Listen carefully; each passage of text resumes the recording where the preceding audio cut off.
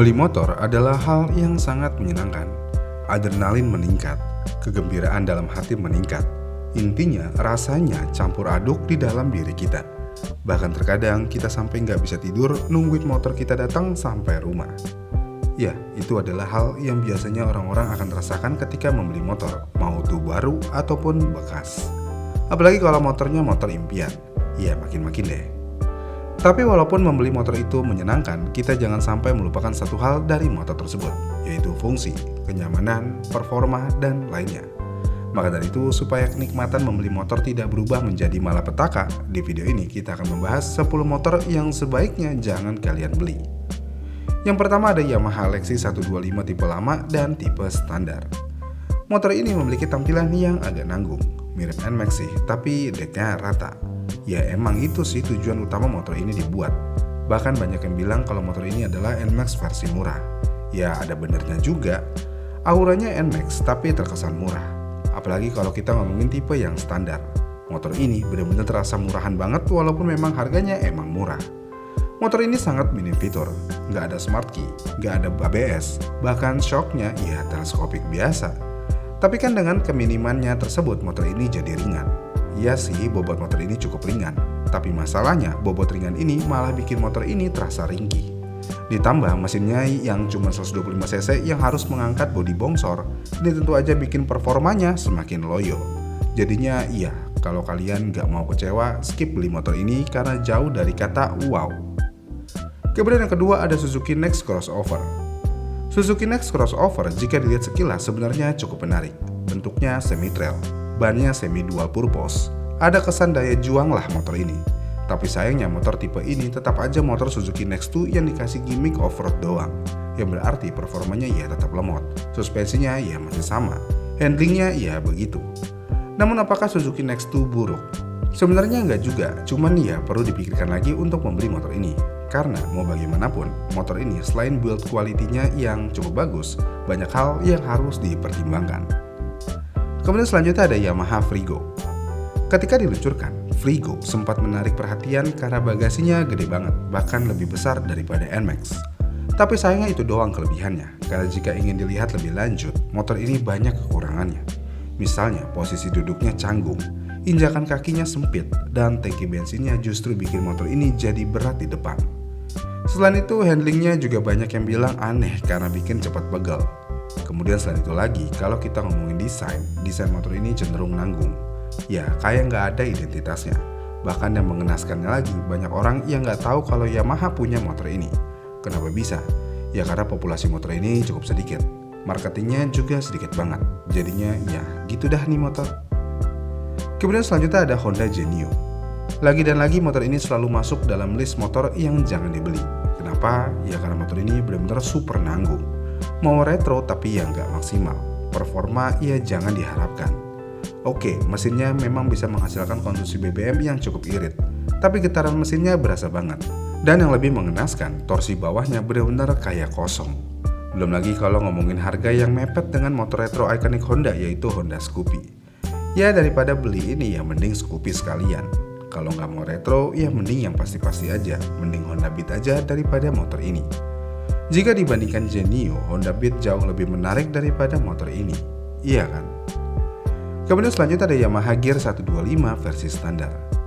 Yamaha Gear 125 sebenarnya punya konsep yang bagus. Matic serbaguna, irit dan tangguh. Tapi begitu kalian lihat versi standarnya, semua ekspektasi kalian hancur di telan motor ini. Karena mau bagaimanapun, Gear 125 versi standar ini terlalu minim fitur. Padahal kalau nambah sedikit kalian bisa dapat varian di atasnya yang jauh lebih worth it. Belum lagi shocknya yang keras dan posisi duduknya yang agak sempit buat pengendara tinggi. Jadi ya kalau mau beli Gear hindari varian standarnya. Gimana kalau varian atasnya? Ya tentu aja masih oke aja sih kalau varian atasnya. Kemudian ada Yamaha Mio Z. Yamaha Mio Z sebenarnya sempat digadang-gadang sebagai penerus kejayaan Mio lama. Tapi sayangnya realita jauh dari ekspektasi. Mesin dan rangka Mio Z sama persis seperti Mio M3, tapi tampilannya lebih polos dan cuma dibedakan dari ban tapak yang lebar. Yang jadi masalah adalah fiturnya sangat minim, desainnya ketinggalan zaman dan teknologi mesinnya udah kalah saing. Bahkan untuk standar motor matic entry level sekarang, Mio Z udah terasa jadul banget. Gak heran kalau unit barunya udah susah dicari dan harga bekasnya jatuh. Kemudian selanjutnya ada Honda Vario 125 CBS non-ISS. Oke, Honda Vario 125 memang salah satu merek favorit sejuta umat. Kenapa bisa masuk list ini? Walaupun Vario menjadi motor favorit, kalian tetap harus berhati-hati dengan motor ini, apalagi di varian CBS biasa yang nggak ada idling stop system atau ISS-nya. Memang secara harga memang paling murah di keluarga Vario, tapi fitur dan value-nya nanggung banget. Maksudnya gimana? Jadi tanpa ISS, motor ini udah nggak jadi motor irit, karena konsumsi BBM-nya jadi kurang optimal tanpa fitur ini. Belum lagi, varian ini juga nggak dapat smart key dan speedometer digitalnya ya model lama. Jadi ya banyak orang yang beli varian ini karena tergiur harga murah doang. Tapi akhirnya nyesel karena rasanya seperti dapat versi setengah jadi dari Honda Vario. Mending ya sedikit nambah, langsung ambil varian ISS atau bahkan Vario 160. Kemudian selanjutnya adalah motor yang cuma laku 1 unit per bulannya, yaitu Suzuki Address. Suzuki Address sebenarnya motor yang tangguh dan irit, tapi ini adalah motor Suzuki modern, alias Suzuki India.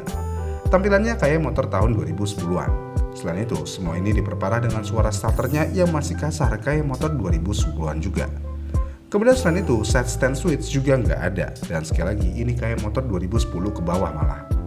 Untuk speedometernya udah kayak motor tahun 2000-an awal, bener-bener analog banget. Kasarnya ini motor kayak salah tahun keluarnya. Kalau keluar tahun 2010-an atau bahkan tahun 2005 kayaknya bisa laku. Dengan kondisi ini makanya nggak heran pada tahun 2018 Suzuki hanya mengirimkan 1 unit motor ini. Jadinya ya, apakah kalian mau membeli motor yang cuma laku 1 unit doang?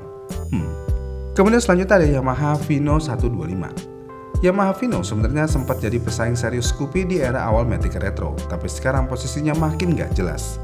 Kenapa bisa? Jadi masalah utama dari Vino 125 adalah desainnya yang stagnan, teknologi yang minim, dan fitur yang udah ketinggalan zaman. Mesinnya memang sudah pakai Blue Core 125cc yang irit, tapi secara performa ya nggak jauh berbeda dari Mio M3. Panel meternya juga masih analog, padahal kompetitor di kelas yang sama seperti Scoopy udah jauh lebih canggih dan modern. Ditambah lagi populasi Vino makin jarang dan harga bekasnya jatuh banget. Kalau udah begini, siapa yang membeli motor ini? Iya kan? Kemudian terakhir ada Honda Forza 250. Honda Forza 250 sering diposisikan sebagai skutik premium yang eksklusif dan mewah. Ya, emang benar sih. Tapi kalau mau jujur, motor ini sangat mahal untuk fitur dan performa yang ditawarkan. Dengan harga yang tembus di atas 90 jutaan rupiah, kalian cuma dapat motor 250cc yang mesinnya tergolong biasa aja. Terus di bawahnya lemot, handlingnya terasa berat, dan posisi ridingnya nggak seergonomis Yamaha X-Max. Selain itu, fitur-fitur seperti HSTC, windshield elektrik, dan USB charge memang ada. Tapi itu nggak cukup untuk menutupi gap harga yang begitu jauh dibandingkan kompetitor. Dan yang paling bikin heran, harga bekasnya anjlok banget. Kenapa bisa anjlok? Ya karena motor ini nggak ada yang mau beli secara bekasnya. Kenapa nggak ada yang mau beli? Jawabannya satu, motor ini sangat terasa overkill untuk digunakan sehari-hari. Bahkan jika dibandingkan X-Max, motor ini jauh lebih merepotkan untuk digunakan sehari-hari. Belum lagi harga partnya yang mahal dan yang pasti agak susah part-partnya.